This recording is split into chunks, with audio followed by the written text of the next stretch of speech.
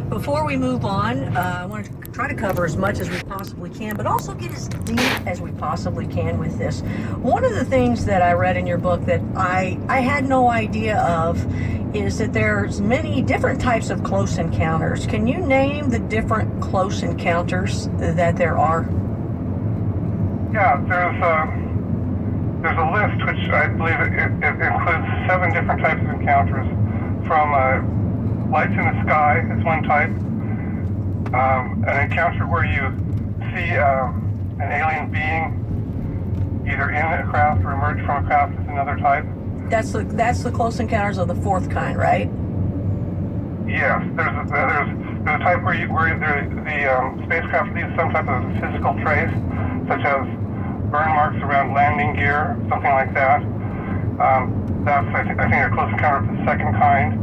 There's a type where contact between an alien and yourself is part of the experience, and there's a type where you are taken or invited aboard an alien spacecraft, and there's also a type where it goes up to close encounters of the 7th kind, but there's a type where you see either a human or an animal killed during the course of an alien encounter, and unfortunately, I've experienced that one as well.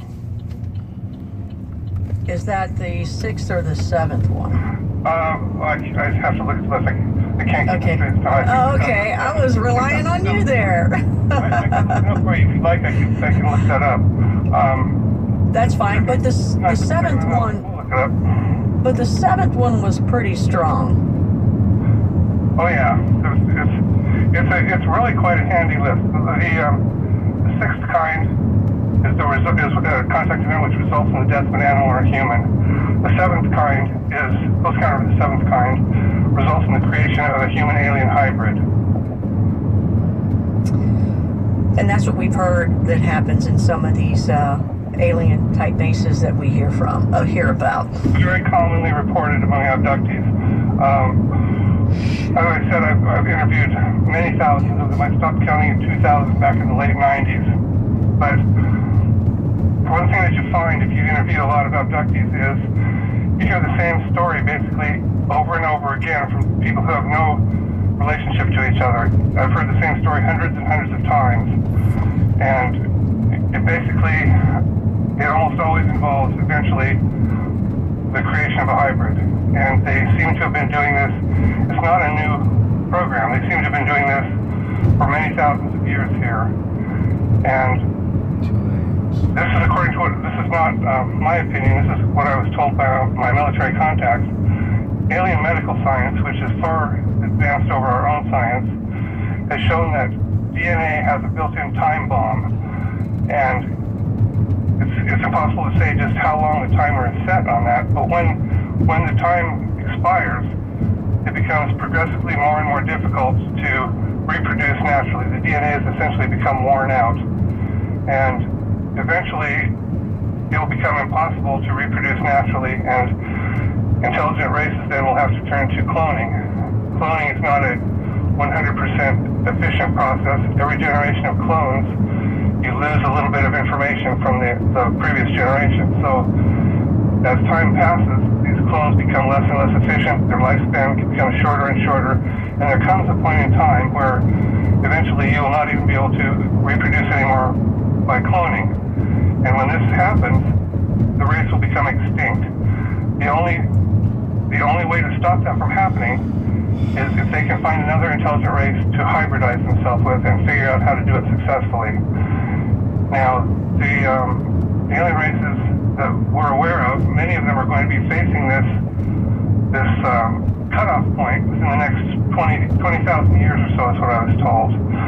And they don't want it to become extinct. They know that it's going to happen.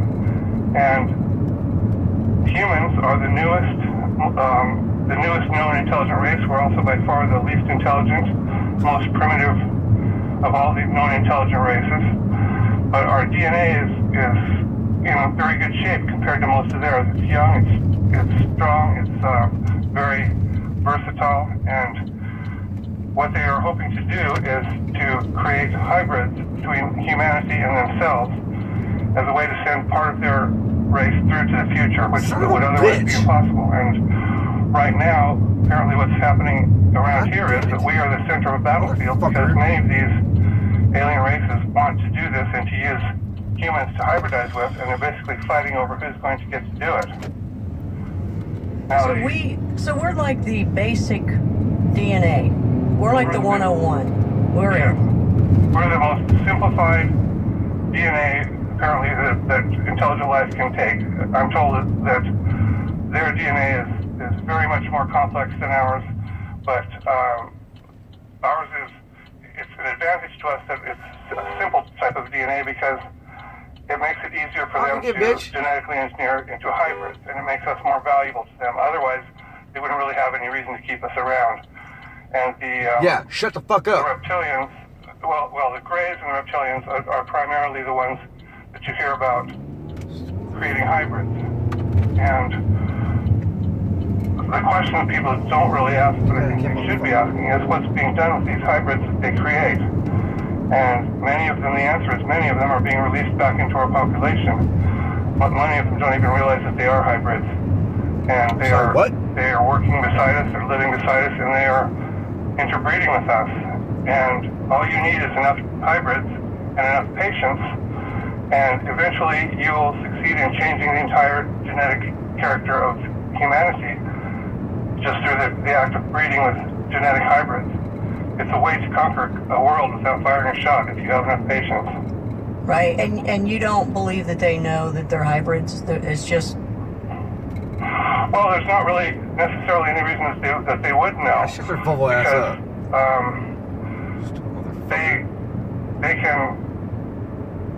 They can come and take abductees and impregnate them during the abduction experience, and those abductees, most people that are abducted will never realize that they've been abducted at all, because they usually will erase the memory. And so many of these people are just being raised as a normal human child, and they have no way of knowing.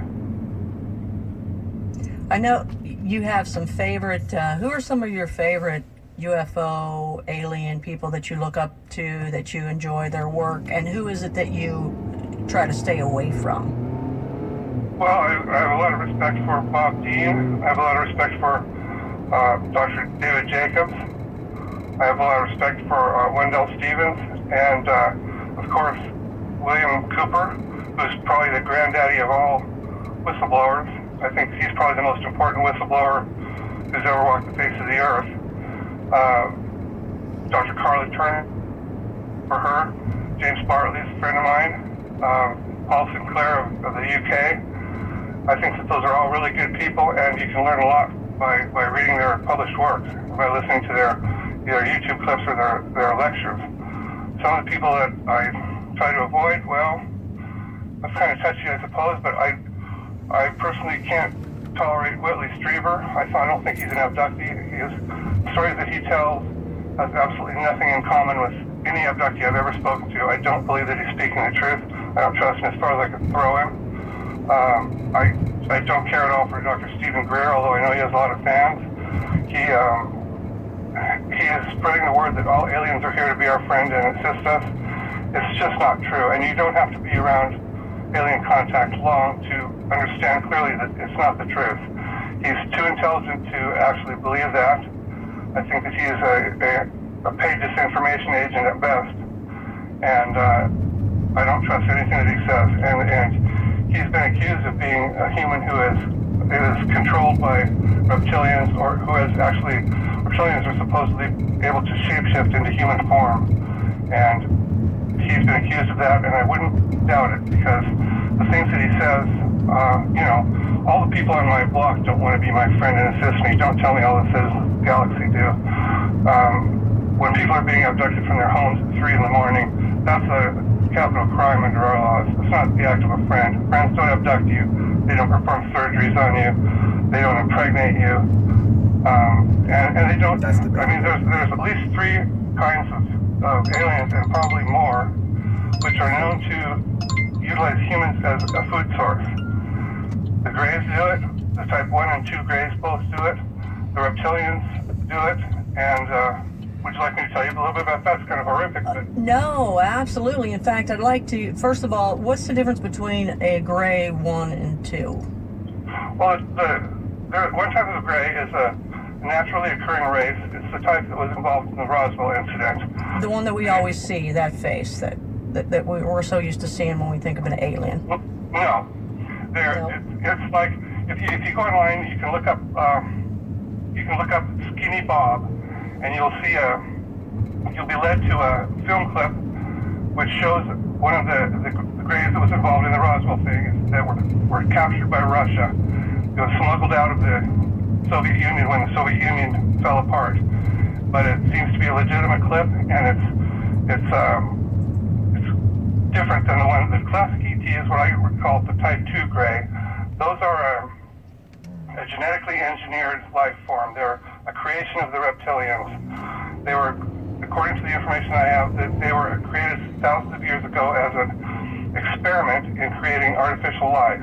And they're incapable of reproducing on their own. They have to be cloned. The reptilians considered them to be a failure, so they relegated them to slavery. And they are now used to do the reptilians' dirty work, such as abducting people. Right, and those are the ones that are that typical look that we're used to, that everybody sees when you think of a UFO. That's the Type 2. Right, I hear they are the worker bees of the universe. The other ones with the big, dark, almond-shaped eyes, and they are 100% telepathic. They do not have a digestive system as we do. They don't have a esophagus. They don't have a stomach. They don't have any of that digestive equipment that we have. So because of that, they have to intake and excrete their nutrients in the form of a liquid slurry that they smear on their skin and absorb through their pores and excrete through their pores. And this slurry is composed of hydrogen peroxide. Good evening, sir. How are you? I'm doing well, thank you. Yourself? I'm doing all right. Just listening to some random freaking conspiracy stuff. Okay. I mean, I just. You can make a U-turn here. It's faster. Yes, It's sir. a big bit. Thanks, man. Appreciate it. It's a short ride, but I appreciate it. That's actually my truck right there, but I'm going. Ooh. Sorry about that. Damn. Okay. I've done that twice now. The car's flipping out. Anyway. Yeah, it is a short ride, but I mean. Oh, going to the bar. Yeah. I'm fine getting there. I just don't want to be driving, even though it's short drive back. I don't mess around that shit. You're smart. Bartender. Bartend downtown at Brooklyn, so. Saturday night. Yeah, I wouldn't risk it either. I live right down the street. I live down the street from like 3 bars. I walk to them if I go out. I'm like, oh. Yeah. Yeah, it's a short South distance. End or North End? I'm in, I live over in Kent. Okay. So it's just the left up the hill. Do you know this area kind of at all, or? More or less. It's just up the hill. Should be on the left-hand side. It's light.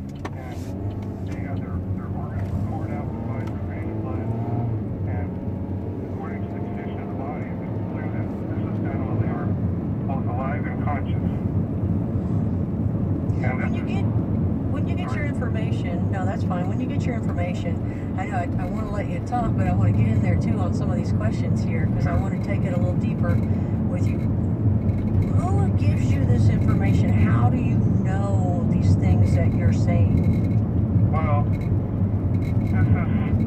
So you listen to that red sign on the left there. There's 2 entrances. Hear that truck pulled in? Yeah. You want to go there, but don't take the second one because this first one here is really deep. Don't take this one because your car will bottom out. Oh, Take the second one. You see what I'm saying? Yeah.